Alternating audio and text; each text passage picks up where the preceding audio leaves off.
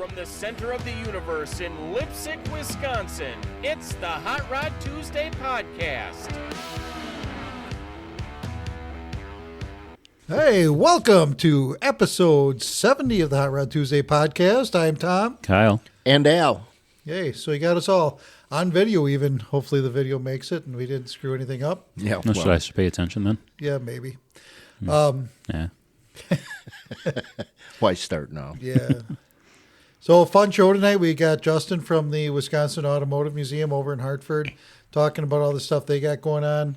And then obviously, you know, you look here, we have got this brand new, I guess I'd call it brand new, studio that we made here in the garage. If you saw what I posted on Facebook, it was like, you know, this is just like NASA.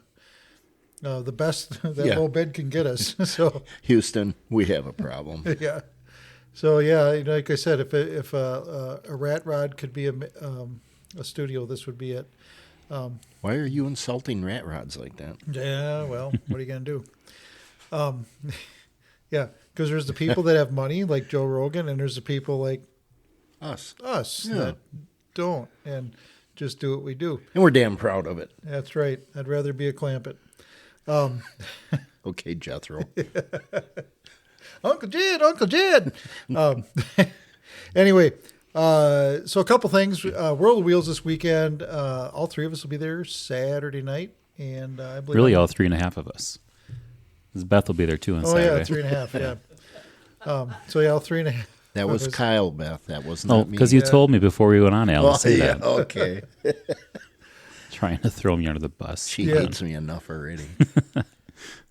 She doesn't hate you, Al. She hates me. All right, she does.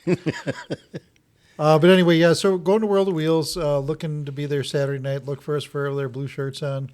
Make sure you stop and say hi. Let us know what you think of the podcast. If you want us to stop, we're probably not going to, but you can tell us. If you like the podcast, you can, tell us what you'd like to hear. We're just kind of going off of what we think, and what we think isn't always right. So most of the time, anyway. That's an understatement. Yeah. But yeah, we like doing this kind of stuff, and it spawned. So you guys have been around for a while, know that the podcast started out with guys drinking beer in this very garage, and Well, that hasn't changed. no. And then it kind of morphed into car shows, and then it morphed into the Hot Rod Tuesday podcast, and now we got a website. So it's not the greatest website in the world. I'm going to tell you that right now because I am not a web designer, nor do I ever claim to be. But I'm not going to pay somebody something for something I can do myself. So check out HotRodTuesdayPodcast.com. It's, like I said, a lot of it's still under construction, but we're going to try to make it a little bit bigger and better. You can listen to all the old podcasts on there. We're going to have a link to our YouTube channel, link to the podcast, of course, and all sorts of fun stuff on there. A little bit of history. When the car shows start popping up, we're going to have where we're going to be, that kind of stuff. So just another outlet for people to see, because I know not everybody's on YouTube, and Facebook. So it just gives everybody another avenue to check out the show.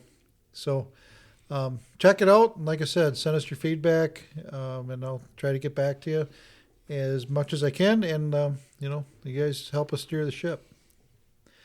So before we get in with Justin and the museum over there in Hartford, make sure you follow us on all the other social medias. We're on Instagram, Facebook, TikTok, and YouTube.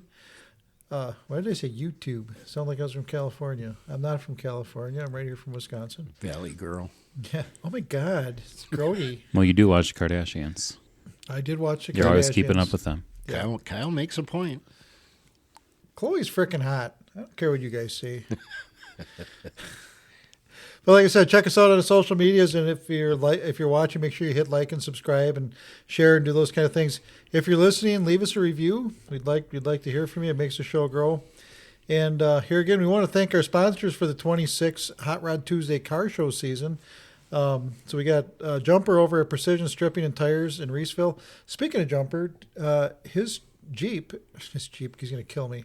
His Bronco was just in Hemmings Motor News.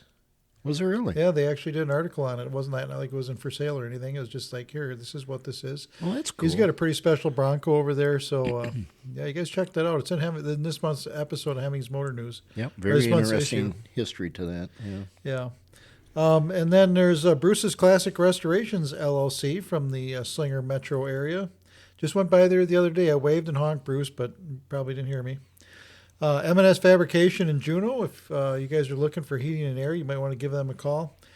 And Dodgeland FFA alumni. You know, everybody's guys all stepped up to help us cover the cost with the show, and we appreciate it. One other thing that we want to talk about too is door prizes. If you have a business that you want to and you want to help out with the car shows, we'd really like it if you would sponsor a night of door prizes. We have one night. The first night out is going to be sponsored by the Scott Schwartz Agency in Hagerty Insurance in Watertown. Scott, good Lord.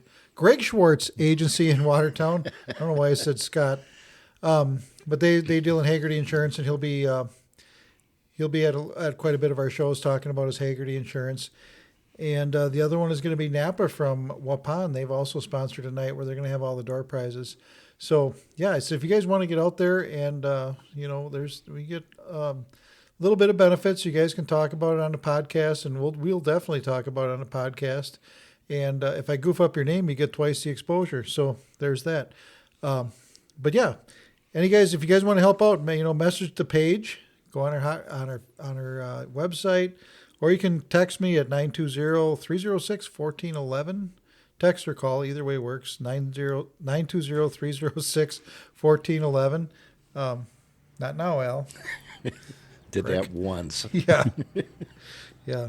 So anyway, guys, coming up next is going to be Justin from the Wisconsin Automotive Museum. Okay, guys, we got a special treat tonight. We got Justin from the Wisconsin Automotive Museum in Hartford, Wisconsin. Justin, welcome to the podcast. Hey, thanks for having me. It's good to be here. So, first of all, here you're on with Kyle and Al and myself. So there's three of us here.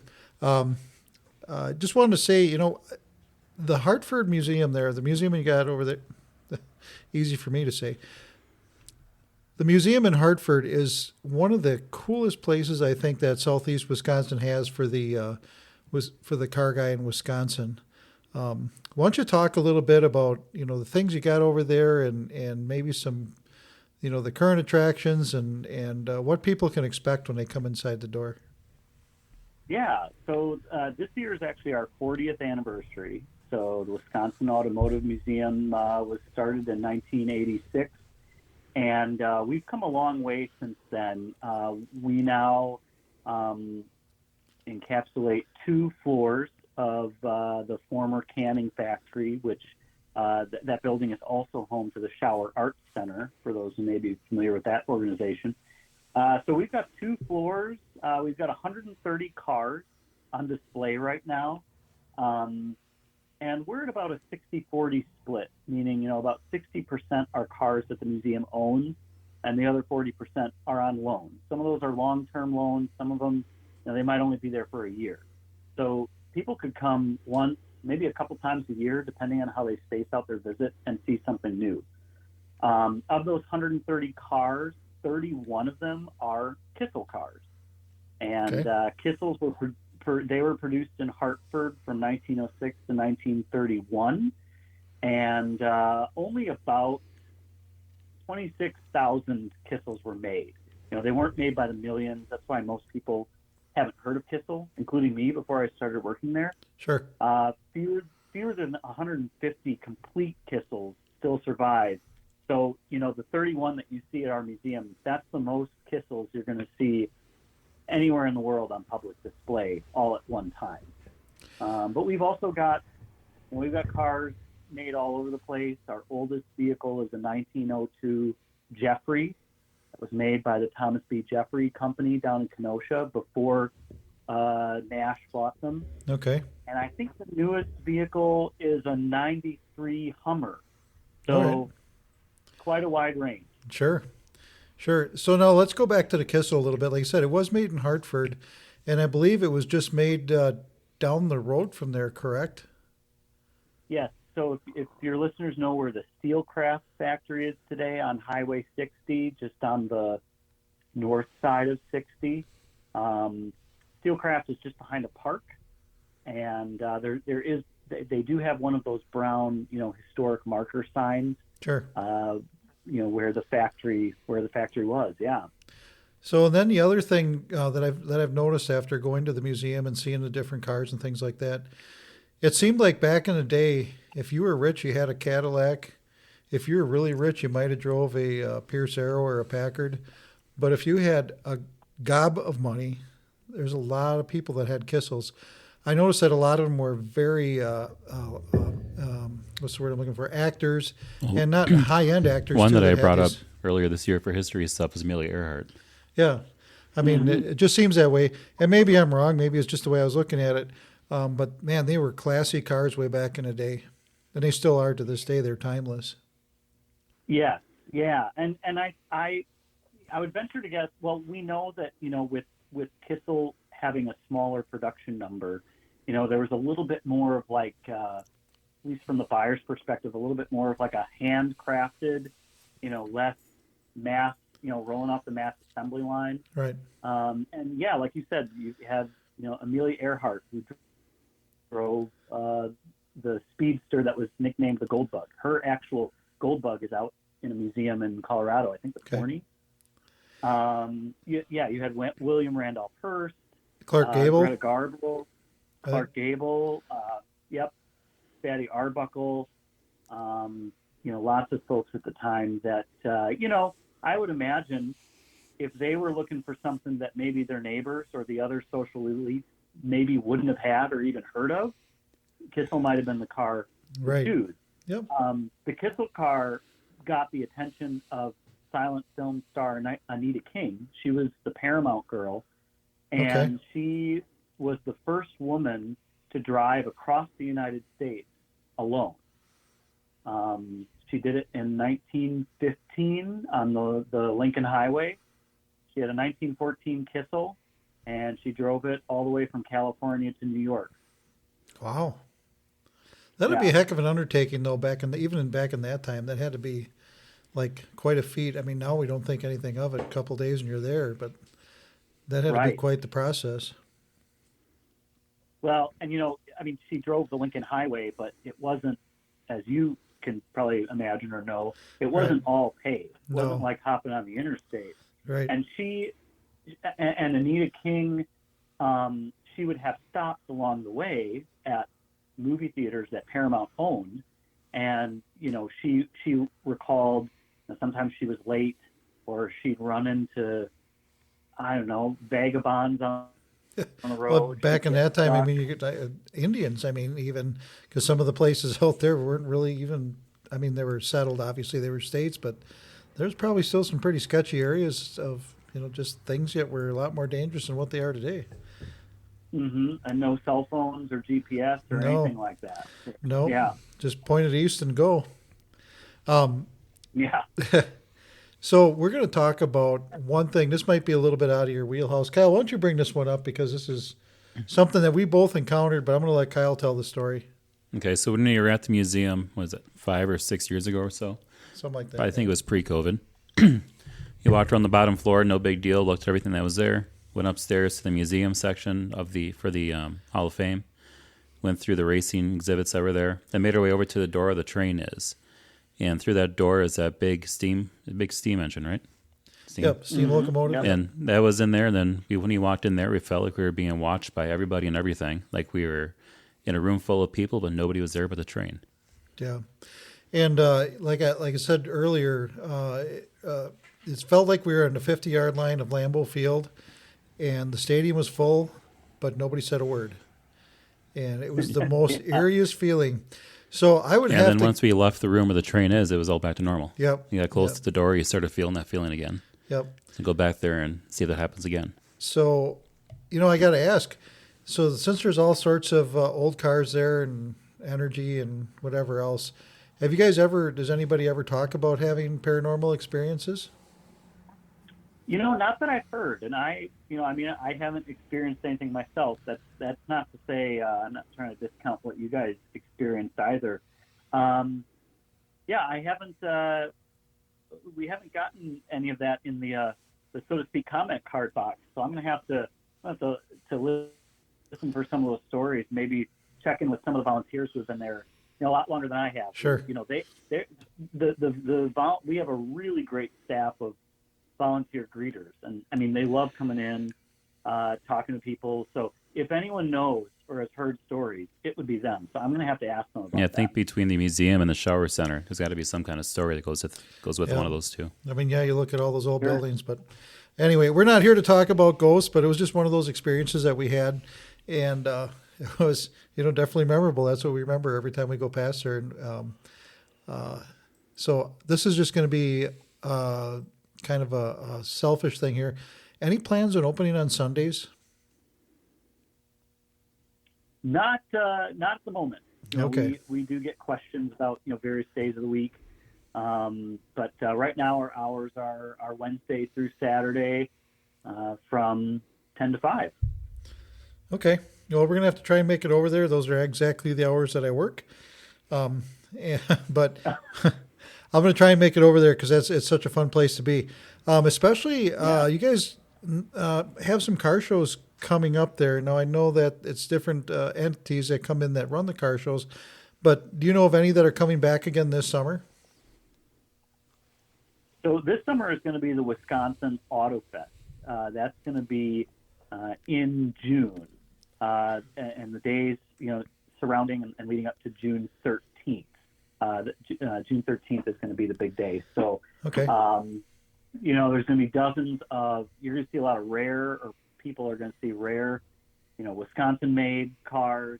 Pre-war cars and trucks, FWD, Nash, Kissel, of course, Case Cars, Mitchell, and I'm not involved in the planning of that, but I hear that there's going to be a lineup of nearly a dozen Kissel Goldbug Speedsters that are pretty rare as well. Oh yeah, that'd be cool to see.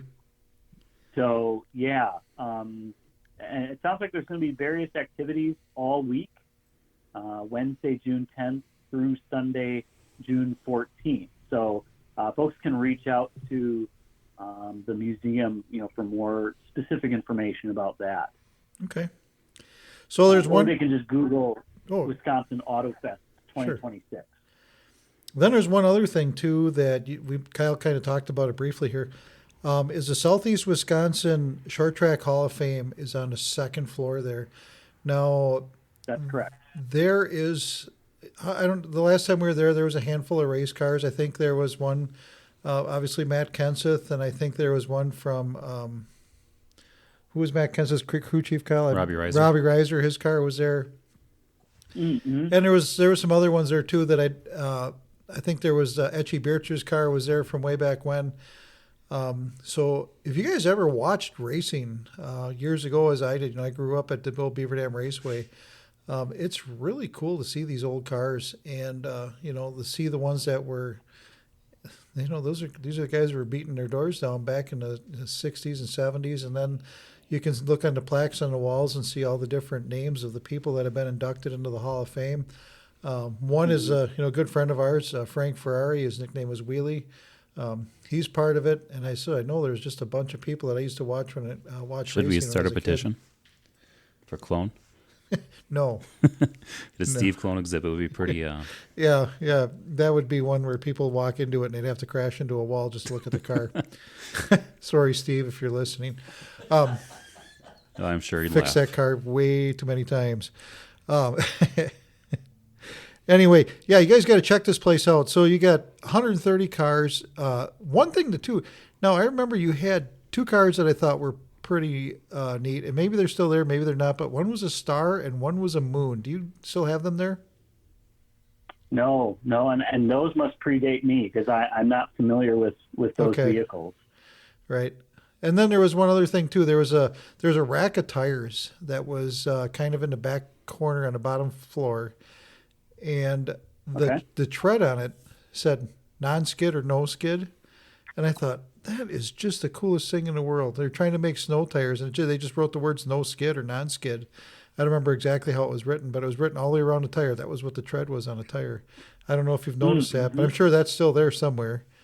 But yeah, and you know, I couldn't tell you exactly where, but yes, yeah, there, and that's a good point to bring up, that, you know, there's not just, I mean, I am not what you would call a car guy. Like, I can change my oil and I can keep track of my tire pressure and all that, but, you know, beyond that, I'm not much for cars. But I really appreciate, I mean, the way they look.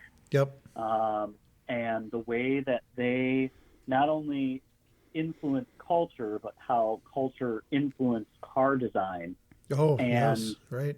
You know, all of the cars have signboards in front of them giving interesting information. We've been really making an effort to, you know, not necessarily that we want people walking around on their phones all the time, but we've really been making an effort to include QR codes related to Sure. the vehicle.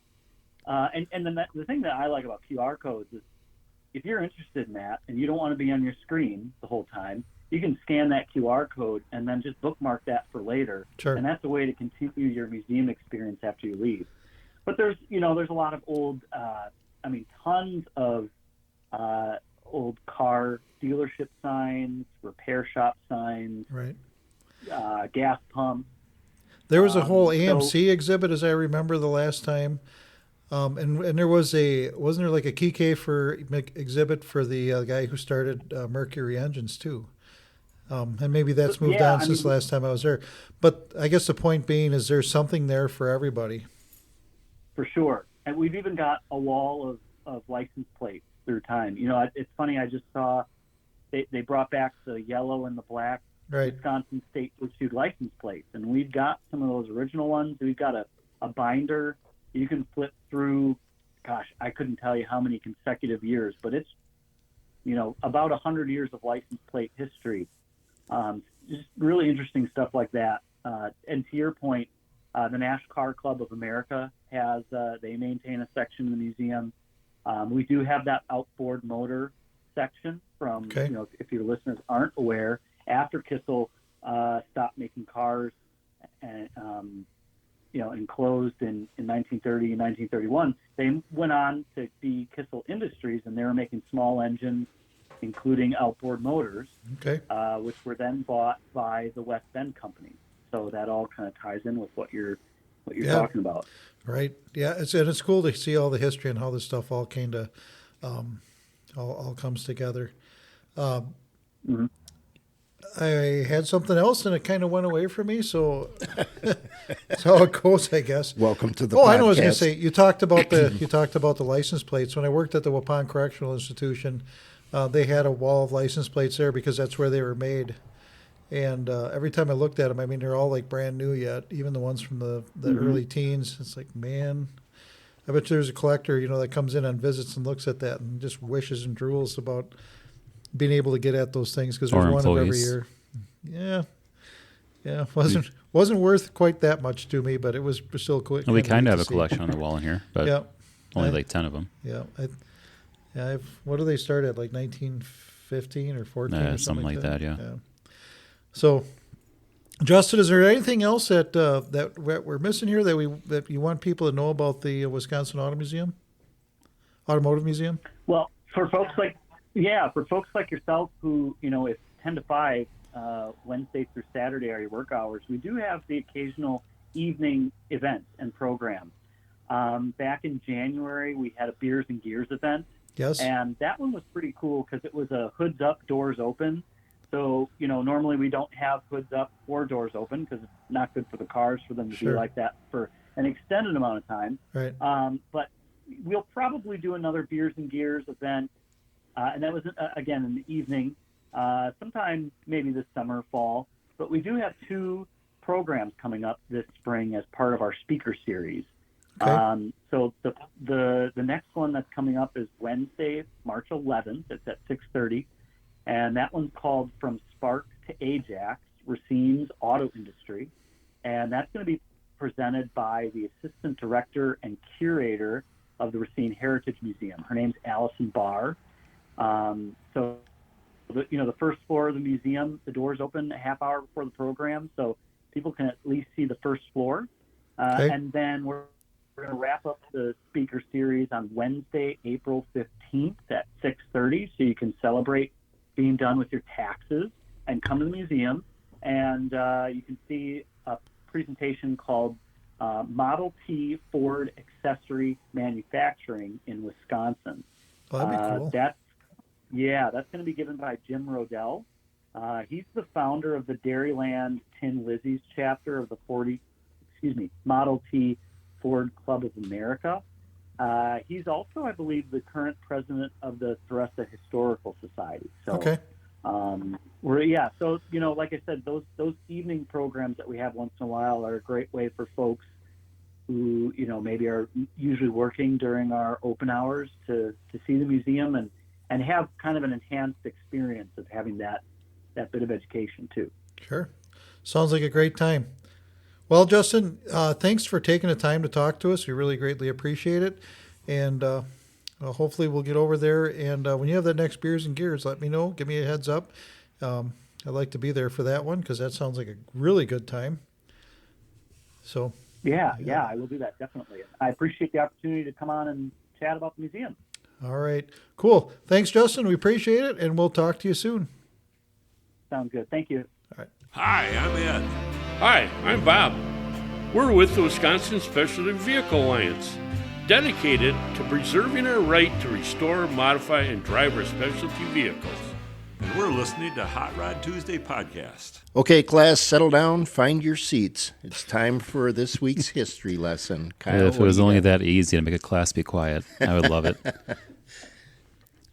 This week is obviously going to be fill in the blank, won the Daytona 500. There isn't really much other things to go on with. So before I get to the winners, I'm going to talk about one of the losers. Danica Patrick was the first one to be in the pole of a cup race on this week in 2013 when she won the pole for the Daytona 500. Remember, I was flying over for my, I was flying to the ship for some reason. 2013 would have been for my second deployment. So I was flying out to Norfolk that day for my second deployment. Did you know Danica's name is an acronym? No, I did not know that. Yeah, it stands for, does anyone notice I crash a lot? Oh, boy. Sorry, Danica. Don't worry, she doesn't listen. Yeah. Yeah, I could bring in Natalie Decker to that conversation too, but Yeah, she'd come crashing right into it. even Carson Elledge, on Dale Jr.'s niece, Kelly Earnhardt's daughter, she mentioned that she'd be able to miss a crash from 3 miles away if she was in a car. Yeah, I don't think Natalie Decker's ever going to live that one down. Oh, look. No, especially the radio contact afterwards. Yeah. Okay, one of the winners of the Daytona 500, 1972, is when A.J. Foyt won the 500. That was a hell of a driver. I think, every generation had one. You had A.J. Foyt, like when I was little, and then when you grew up, it would have been Tony Stewart, and now it's going to be Kyle Larson. And hard Probably to say who the Connor next one's going Zilic. to be. Yeah, there's a bunch of them out there, and man, just watching Kyle Larson right now, it's a pleasure to watch him race. And one more for Daytona. This is 25 years this week since Dale Earnhardt got killed in his crash. 25 years ago on the 18th. Jesus, that long ago. Mm-hmm. I remember that like it was yesterday. Just wait till you get that old. Well, I remember that too. I remember one of the first times I saw you cry. Yeah, that was a day. That's burned into my mind. I always remember that. Yep. Seeing his face pop up in the news. And I remember the Tony Stewart accident before that when he had cars driving under him. Yeah. I had Grandma go turn the race on her TV so she can see that wreck. Oh, yeah. Yeah, that was something else. Yeah, I remember seeing that. He was upside down. And didn't Earnhardt go underneath him? I think he was one of the cars that went under him. It was very close one under him, yeah. Yeah. And if Earnhardt, I guess the way I understand it, if the belts would have been put in a little bit differently, he'd probably still be here today. But, it's just the way it is. I have one that is not related to NASCAR or racing at all. This is the former lead singer, one of the singers of AC/DC, Bon Scott. He was only the singer there for the last part of the 70s. Not the lead singer, but one of the singers. He was found dead in the backseat of a friend's car. The coroner said that he drunk himself to death. Oh. He was the one that's, had the greatest song of all time, I've Got Big Balls. Talking about parties, obviously. Obviously. Yeah. Yeah. You know, the AC/DC fans, they definitely are, they almost get to a fight. Whether they like Bon Scott or who's the new guy? I can't think of his name. I mean, the new guy that started in the 80s. Yeah, the new guy that started in the 80s. I'm drawing a blank. But yeah, they talk between them two guys. Because you had the Bon Scott era that Yeah, I know his name, but I'm spacing out right now. that had the old songs, and then you've got the Back in Black guy and You Shook Me All Night Long. What is his name? And about Brian Johnson? Brian Johnson, yeah. And you know, he sings normally, but when you hear him talk, it's like, man, dude, I cannot understand a word you're saying. Speaks the Queen's English. He also does regular singing on one of Slash's new albums. Not the AC/DC kind of singing, but regular singing. Really? Yeah, I'll have to find that for you later and send it to you. So, drinking yourself to death. Remember when you and I both had that on our bucket list? Came damn close a few times. Wasn't for lack of trying. No, then you get old and then hangovers hurt, and it's just like, well. Oh, God, yeah. Yeah. And what was it you used to say? What I used to do all night now takes me all night to do. So true. Yeah. All right, guys, hang on tight. We got the Buzz with Beth coming on up. Joining us from the dimly lit parking lot at the Sussex Bowl, it's Hot Rod Beth. It is. You know what? It is dimly lit right now because the lights aren't on yet because it's getting lighter later. I don't know if you guys noticed that or not, but right. Oh, yeah. actually it's been... Gotta love it. Gotta like it is right. And this whole week has been freaking incredible. Warm, the whole works. Did any of you guys, except for you know who, start your cars at all? Actually, I just started mine today, and I backed it out of the garage so we can record in here in our new NASA-approved studio. You know what? I have to tell you, that is a very attractive studio, just so you know. Yeah, right. Yeah. I was thinking to myself, if a studio could be a rat rod, this is definitely it. Oh yeah.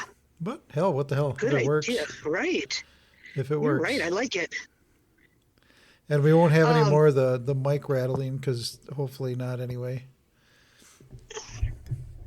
Yeah, for some reason I'm finding that hard to believe. We'll find a way. Yeah. That's just me though, you know. Right. That's just me. So who is I see who's beating on the table? That's Kyle. Oh no. I see that Kyle's car is in there, so you backed yours out to set that up. Yep, sure did. And is that gonna be a permanent thing now or what? We're just gonna see how it all looks and works and see. Gotcha. It's gonna be a daily thing. But yeah, hey, we'll see how it goes. Absolutely. And we talked about it a little bit earlier. We do have our website up and running. And you do? Yeah, don't say it like that because it's just as nice as the studio. But it works. I can't wait it kind to of participate. It gives us a little bit of a history into Hot Rod Tuesday, and it'll give people an opportunity to contact us a little bit easier if they want to get their car show featured on a podcast. Sweet. Now I'm looking at the NASA setup here. Tom, are you sitting like in the middle or on the end? Or I am where right in the middle. I'm in the middle. Kyle's to my left. Al's to my right. Unless we're looking at the camera view ahead of us, then it's just completely opposite, but I'm still in the middle. You're still in the middle. All right. Well, yeah, I think the studio looks very nice. Clowns to the left of me, jokers to my right. Yeah. Here I am. Yep. Yeah. Anyways. All right. Mr. Joker. So I don't know about you. I think we're meeting down at World of Wheels this week, right? On Saturday? Yeah, we'll be down there Saturday night. Okay. I hopefully I can get out of work on time. I've got a couple late afternoon appointments that we'll see how it goes. But I'll give me their number. I'll tell them that they need to be in earlier to buy. Yeah, I should be out on time, but just in case, it might be a few minutes later than normal. Either way, we should be down there, I would say 5:30, 6 o'clock. And once I get there, we'll get hooked up and get our pictures taken. And make sure you do something nice with your hair because it's going to go on the website. Oh, okay. I'll make sure I do my hair for sure. Whatever. you better tell that to Al. Shit. Anyways, that there's really not. The swap meet also is going on. So let's just back up a little bit. With World of Wheels, it's down here in Milwaukee, at State Fair Park. In the Friday, Saturday, Sunday. Is it called the Exhibition Hall or whatever? It's right down by the racetrack. Expo Center. Yeah. Okay. Expo Center, Exhibition. Either You're way. close. Yeah. Yes, it's not an exhibition. I know why you were thinking Center. So yeah, we're gonna. That's going. Let me just look at the dates here, because I can add enough room for a laptop. Friday, Saturday, and Sunday. Yep. Friday, Saturday, Sunday. Hang on, he had to minimize the porn and pull up the car. 2021, 22. Yep. Yeah. Oh my gosh. And never mind. I can't see on there because it's dumb. But anyway, yeah. Friday, Saturday, and Sunday. I would go to O'Reilly's to pick up tickets, save you a couple bucks. Yep. I think it takes a couple bucks off the prices there. And also, absolutely. Speaking of World of Wheels, if you guys enjoyed Milwaukee, you'll absolutely love Chicago. That is coming up on March 6th through the 8th, and we'll be down there on March 8th for sure. I mean, as long as there's not a blizzard or something stupid. But yeah, we'll be down there for that too. We went last year for the first time. Now you jinxed it. Jeez. Yeah. Yeah. Well, I was going to say a short joke right here, but Beth, you're having a rough enough day, and I'm not going to do it today. Yes, don't do it. So March 8th, that's a Sunday. Yep. Yeah, we'll be down there. It's at Rosemont, is it? Yep. Yep. Yeah, that is a nice show. World of Wheels up here is a little smaller, of course, but the Rosemont one is usually pretty nice. And I think you can pick up discounted tickets from O'Reilly's for that also. Okay. If I'm not mistaken. And then there's also the Pinstripe Legends art auctions going on at World of Wheels also. So you guys are going to want to check that out. I believe Arlo will have his newest clay creation there that'll be going on to the auction. And we've only seen glimpses of it. Too. Yep, deplorable too. We've only had glimpses and parts and pieces, so we're looking forward to seeing the whole thing. Yes, I agree. It should be pretty cool. The last one went for like $3,000. Yeah, it was pretty cool. And raised a lot of money for Children's Hospital in Milwaukee, if I remember correctly. Yep. And then also on Sunday from 7 to 1 at the West Bend Fairgrounds was that Pleasant Valley Road, is a Model A Club swap meet. Swap meet, yep. And so that stuff's starting to come up. They're starting to get stuff on the calendar. It's just not all blank and bare. Right, exactly. Things are coming along nicely, I'd have to say. Also, March 9th, that is the indoor Pistons and Pins show here at Sussex Bowl. All right. The parking lot will be dimly lit again for that particular function. Actually, it probably won't because that's after the time change. It'll be bright out. Well, you never know. All right. You never know what's going to happen. But yeah, no, I'm just starting to put all the licenses and things like that together. Things are going to start kicking off in April for the weekly car shows here at Foxview Lanes. And I will have more information. I did book a couple I've got a car blessing that's coming up in May, and then a cure for GM1. That's another show that's coming up in May over at Fox. All right. So if anybody needs a place to have their car show for charity or event, let me know. Foxview Lanes is available, a variety of different dates. All right. Sounds like a good thing. So you got your question of the week? Who? You. Me? The question you always ask every week. My question of the week? Well, yeah. Al? I'm here. Have you? No. Start calling it your answer of the week. Come on, right. No kidding. We just talked about it last week. A bolt. Put a screw in it somewhere. Something. Yeah, I'll go screw something. Not screw in the car. Not screw in the car. That's not what I meant. You owned up on TLC. I know. Like My Strange Addiction or something. That came out bad. Ay.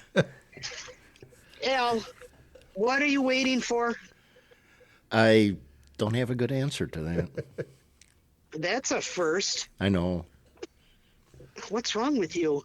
Well, I've got You a don't list have of time. things, yeah. Well, okay, very true, very true. You know, I did get, I don't know about you guys, but I started my car, I think it was on Sunday. Started it up in January once, you know, I'd like to get that smell going. I thought I was doing the right thing. And then my good friend Ron Nelson explained to me that I should not be starting up my car unless I'm going to drive it at least 20 minutes or so to get the engine oil up over 200 degrees. Oh, Were you guys aware of that? There's probably a little bit of truth to that. Yeah. Yep, I never knew that. I've been doing that for years in the winter. Once a month, starting it up, sitting in there, big smile on my face, you know, loving life. Yeah. And I've been doing it wrong the whole time. Thank you, Ron Nelson, for my education on that. I appreciate it. Well, the good thing is at least you're not able to push the gas pedal down that far. Yes, I am. Yes, I am, smart ass. That's it for you. You wait till Saturday. I'm looking forward to it. You chase him down, he can't run. It'll be pretty easy. Yeah, I'm not what you'd call a runner, so I basically just lumber. But anyway, I guess with all that comes brings us to the our favorite section of the week, the shit that Al says. Al, what do you got for us this week? Well, this one's a little different. Question for Like you. the other ones aren't. Yeah, no kidding. What would you call a woman in heaven? You would call her an angel, would you not? Yeah. Okay. What would you call, say, 100 women in heaven? Well, that would be a host of angels. What would you call it if all the women were in heaven? That would be peace on earth. Wow. You know what? Wow. You know what? Kyle, remind me to slap him in the head on Saturday. Easy. Got a dump for you.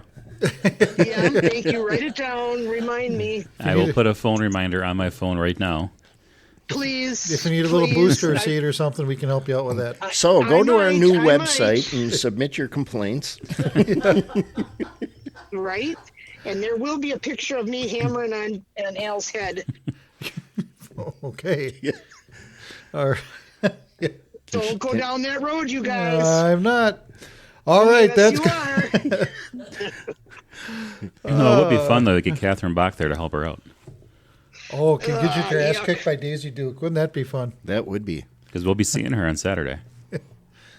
Yeah. Thank you. May I thought she have was another? I thought she was during the day. She has 2 sections, I think, and later one goes till 7, if I remember right. Oh. Unless I was looking Okay. at the Chicago times for her. But she's in both places.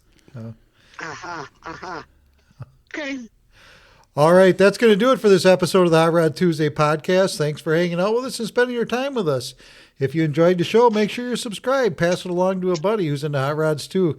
And if there's something you want to talk about or a build you want to share, just reach out. We're always ready to hear from you. You can email us at the Hot Rod Tuesday podcast at gmail.com, or you can check out our new website at hotrodtuesdaypodcast.com, or give me a call, 920-306-1411. And like I said, we'll be ready to ready to talk about your car show as it comes up.